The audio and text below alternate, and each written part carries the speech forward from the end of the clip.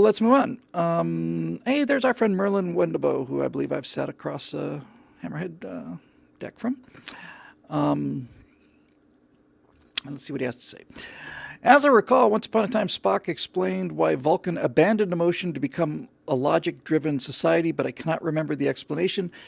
Did they find emotional liberalism was destroying their society, and is it possible for a Vulcan to be a today's liberal? Well, these are the kind of questions at which we excel here at the Stratosphere Lounge. Yes. First of all, it'd be nice to make sure I'm recording all of this in some way. How's everything looking? I'm sorry, I just want to double check. Yeah, rolling? Hey, sweet. Okay. As I recall, Merlin, the Vulcans embraced logic and stoicism after suffering a terrible war, being as smart as they are and as tough as they are, and as emotional as they were. They nearly exterminated themselves and basically scared themselves so badly that as an entire race, they essentially decided we've got to abandon these emotions. We got to just not so much breed it out of us as just maintain and increase a mental discipline and just constantly get away from emotion and live in a world of pure logic. And Simon Says is absolutely right. Fellow Aurora and Simon says liberals and Vulcans are polar opposites. It's exactly right. They are polar opposites. They abandoned emotion because it was so dangerous, and they went to a world of pure intellect and logic.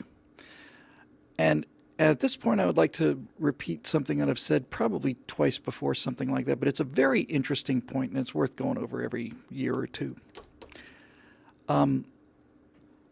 So the Vulcans are superior to humans in essentially in every way.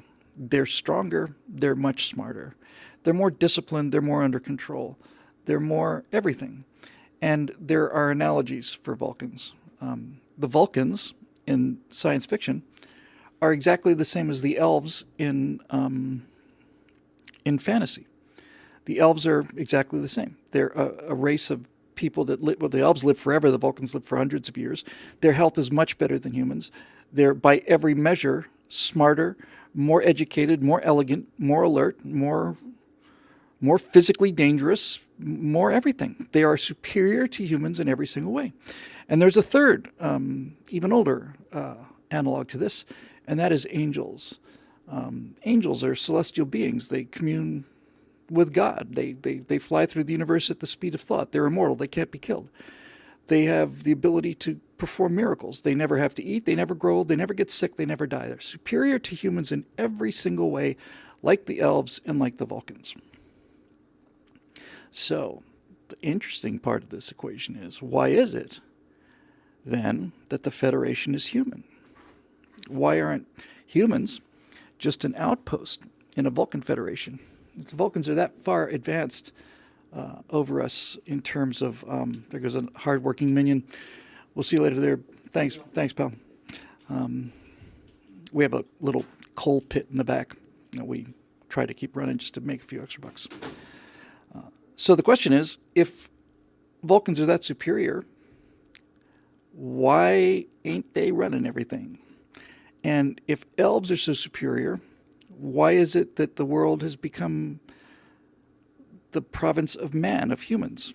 And why is it that God loves people more than angels? Isn't that interesting? Why does God love humans more than angels? Humans are filthy, evil, occasionally good, but selfish, greedy. They get sick, die, children die.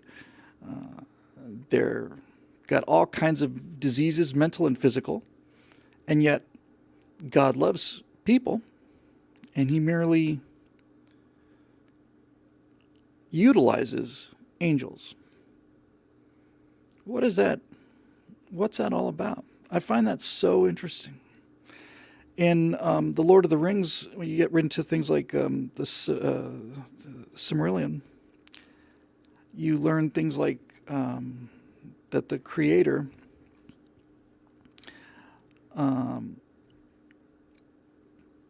had given humans the gift of being able to leave the world.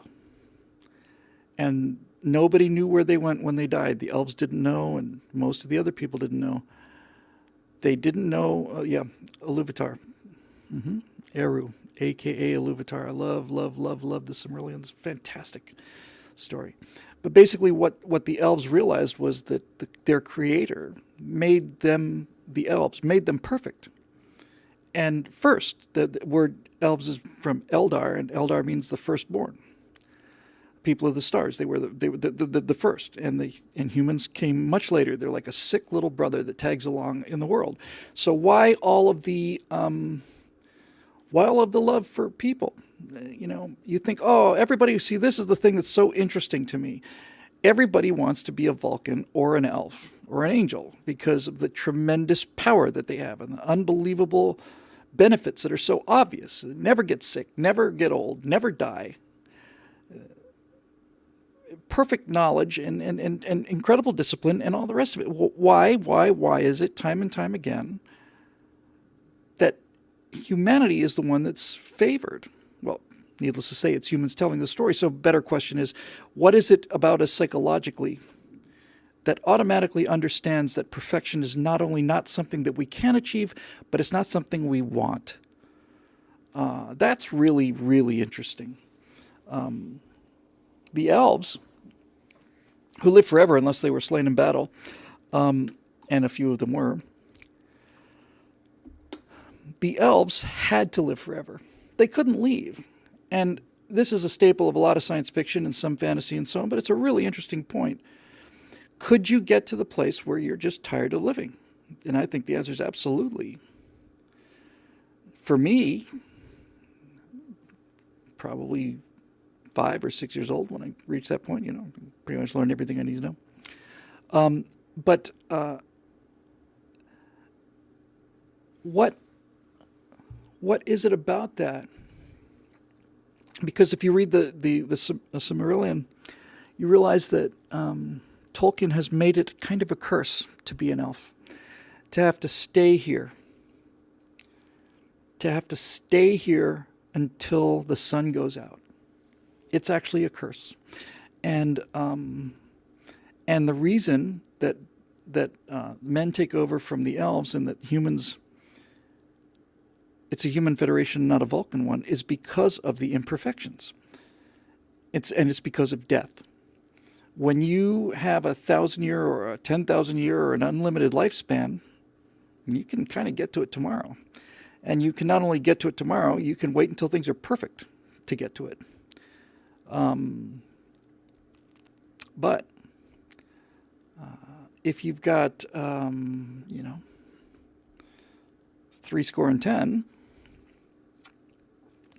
you got to get moving. So that's why all these things are in place. I find that entire dynamic absolutely fascinating, and really, really do.